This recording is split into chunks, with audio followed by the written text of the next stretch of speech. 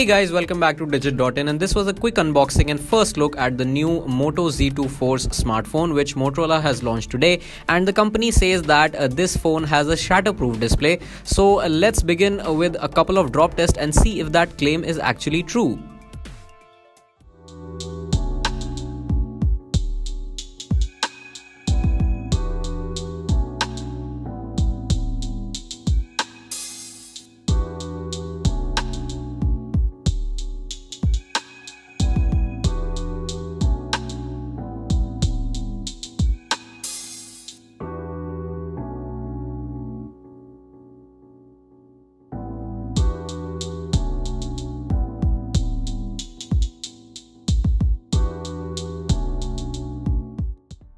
Now after our drop test, we see that there is a slight bump at the corner of the smartphone.